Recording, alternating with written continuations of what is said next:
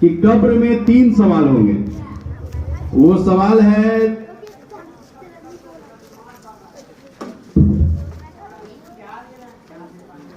तुम्हारा रब कौन है, तुम्हारा दीन क्या है और तुम्हारा नबी कौन है।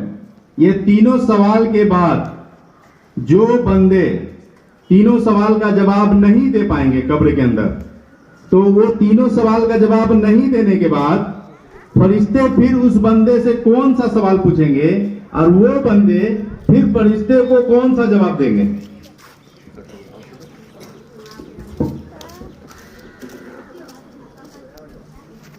फरिश्ते क्या सवाल पूछेंगे? चौथा सवाल।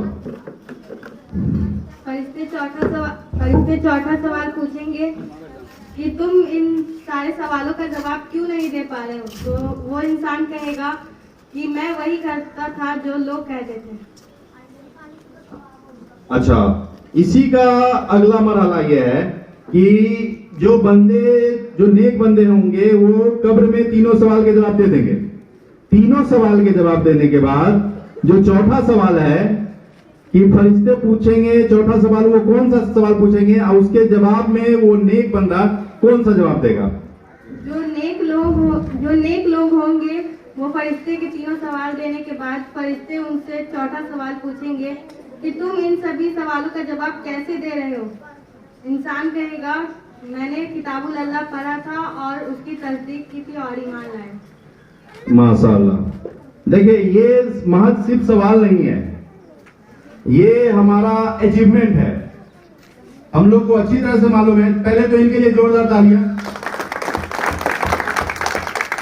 मैं इस सवाल के बारे में सिर्फ 1 मिनट का समय लूंगा।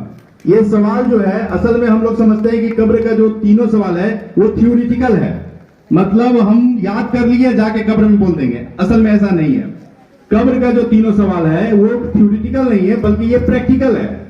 हम तीनों सवाल के हिसाब से जो जिंदगी गुजारेंगे वही इंसान फिर कब्र में जाके तीनों सवाल का जवाब दे पाएगा।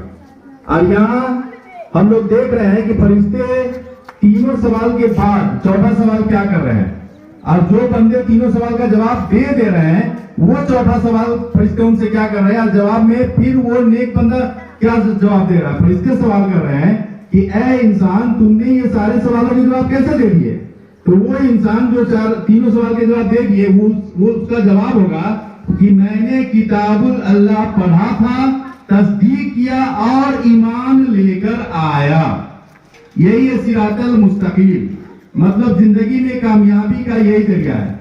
वहां जवाब वही लोग देंगे जो किताबुल अल्लाह यानी अल्लाह की कुरान को पढ़ेंगे, पढ़ने के बाद उसकी तस्दीक करेंगे, मतलब उस पर रिसर्च करेंगे, समझेंगे, बूझेंगे, अमल करेंगे और फिर उस पर ईमान लेकर जाएंगे। वही इंसान कब्र में तीनों सवाल के जवाब देंगे। ये हमारे नबी करीम मोहम्मद सल्लल्लाहु अलैहि वसल्लम की हदीस है। और मोहम्मद सल्लल्लाहु अलैहि वसल्लम की हदीस का मतलब पत्थर की लकीर, जो हमारे नबी करीम सल्लल्लाहु अलैहि वसल्लम बोल दिए, मतलब वो फाइनल अथॉरिटी है। क्योंकि मोहम्मद सल्लल्लाहु अलैहि वसल्लम के बारे में अल्लाह ताला बोलते हैं कि तुम्हारा नबी जो है वो मासूम है, वो वही करता है जो मैं बुलवाता हूँ। मतलब नबी की हर एक बात अल्लाह की बात, क्योंकि अल्लाह ताला उस पर वेरीफाइड कर दिया, ऑथेंटिकेट कर दिया। चलिए, ये जरूरी